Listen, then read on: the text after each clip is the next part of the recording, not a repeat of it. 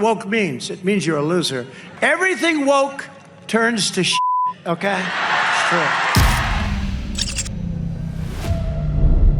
सिर्फ 2024 में ही जनरेशन जी के 78% से अधिक युवाओं ने माना कि उनके सांस्कृतिक विचार परिवार या परंपरा से नहीं बल्कि सोशल मीडिया से बनते हैं। दुनिया भर में एक अजीब सा बदलाव हो रहा है।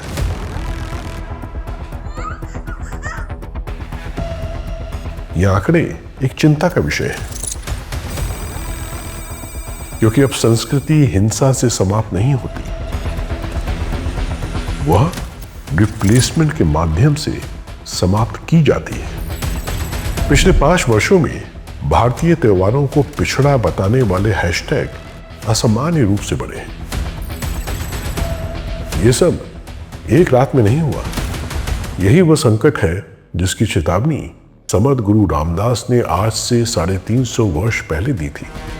मराठाओं के लिए उनका संदेश था अखंड सावधान, सतत और स्थायी सजगता। केवल सेनाओं के विरुद्ध नहीं, बल्कि उन विचारों के विरुद्ध जो आपकी सभ्यता की रीढ़ को धीरे धीरे विनष्ट कर देते हैं। आज उस खतरे का एक नाम है, वोकनेस।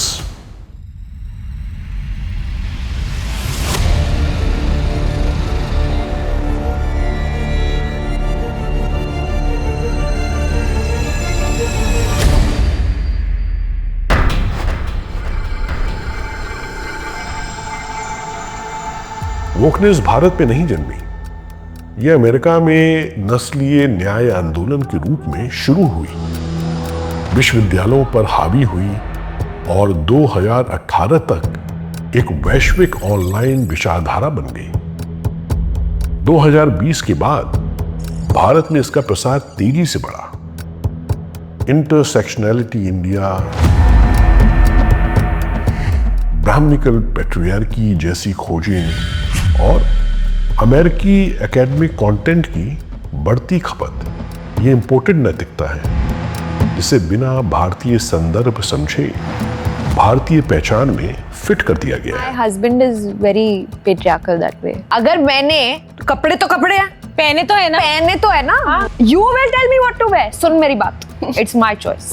पति हो घर पे, बाहर नहीं। जब अमेरिकी सिद्धांतों को भारतीय संस्कृति पर जबरन लागू किया जाता है तो विकृतियां पैदा होती हैं। 2021 से 2024 के ट्रेंडिंग उदाहरणों में हमने ये साफ देखा।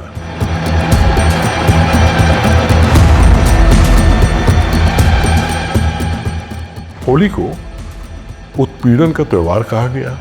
होली के जितना घिनौना त्योहार कोई नहीं है।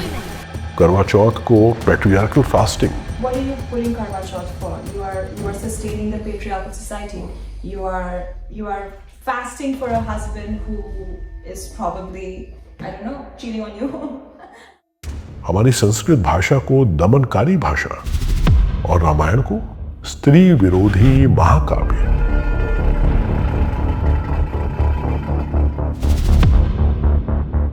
यह आलोचना नहीं है, ये बड़े पैमाने पर नैतिकता की नई परिभाषा है, क्योंकि प्लेटफॉर्म्स इस तरीके के आक्रोश को बढ़ावा देते हैं। मेटा के अपने शोध बताते हैं कि नकारात्मक और भावनात्मक कंटेंट को 3 से 5 गुना अधिक एंगेजमेंट मिलता है।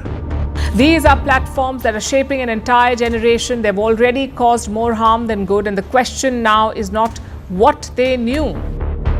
भारत में वोक राजनीतिक कंटेंट तटस्थ सांस्कृतिक कंटेंट से कहीं तेज फैलता है।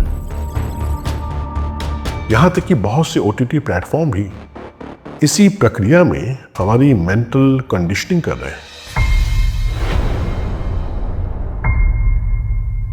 कभी कभी लगता है कि अपन ही भगवान है। कास्ट प्रिविलेजेस की पोस्ट को हमारे इंडियन हेरिटेज की पोस्ट से ज्यादा बढ़ावा मिलता है।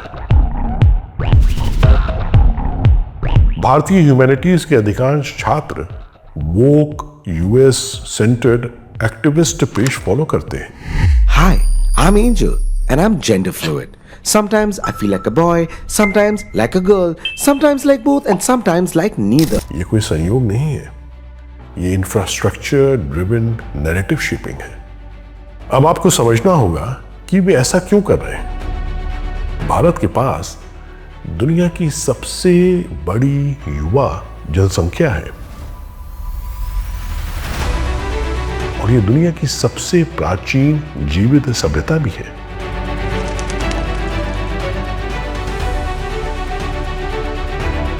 यही संयोजन इन वैचारिक इंपोर्टर्स को भयभीत करता है। भारत में 40 करोड़ से अधिक युवा ऑनलाइन है। 85% युवा 30 सेकंड से कम का शॉर्ट फॉर्म कंटेंट देखते हैं और 70% मानते हैं कि पश्चिमी विचार उन्हें आधुनिक लगते हैं। ये वन नाइट स्टैंड हमारी संस्कृति के खिलाफ है, एज पर दोज पीपल जो जज करते हैं। ऑर्थोडॉक्स पीपल के लिए है, बट आज की जनरेशन के लिए I don't think so. Why would you like to settle abroad? Because it's a better lifestyle. Like there's too much pollution. यही मेंटल कॉलोनाइजेशन है, विदेशी सोच को कूल बना देना और स्वदेशी मूल्यों को क्रिंज। पुरानी सोच वाले, रूढ़िवादी सोच वाले बुड्ढों को ना अपनी ड्रेसिंग सेंस से ट्रिगर करने में बड़े मजे आते हैं। ये अपने आप को कूल दिखाने के चक्कर में फूल बनते जा रहे हैं और नस्ल की नस्ल खराब कर रहे हैं। ये मैकॉले 2.0 है। मैकॉले ने भारत को अपनी जड़ों से उखाड़ने के लिए एक बहुत बड़ा अभियान शुरू किया। हमारी कला संस्कृति को, हमारी पूरी जीवन शैली को ही कूड़ेदान में फेंक दिया।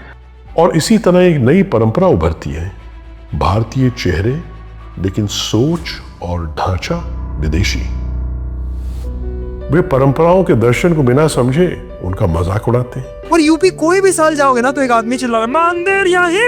There is no Hindu god of height. What good is it having all these extra arms if you can't reach anything anywhere? Ganesh की पहली प्लास्टिक सर्जरी आपने करी है, इंडिया में हुई है, तो ठीक से तो कर लेते।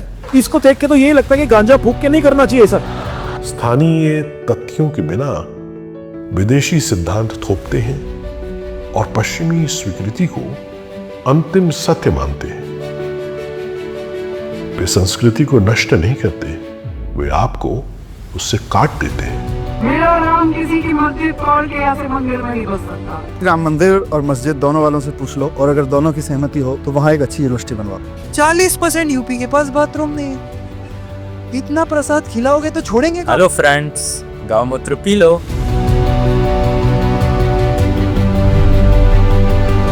All these misguided students studying all these various universities, JNU, especially in the humanities departments, they are all exposed to this new woke religion by these follow the Marxist ideology. It's all about destroying Hinduism and it's going to become a bigger and bigger problem in India. समर्थ गुरु रामदास ने लिखा था, दुष्चित नसावे, क्योंकि विकृत बुद्धि ही हार का पहला कारण होती है। और वोकनेस ये पुराने कॉलोनाइजेशन का एक नया एडिशन है जो शर्म, हैशटैग और एल्गोरिथम दबाव से काम करता है और इसी कारण ये श्रृंखला अस्तित्व में है।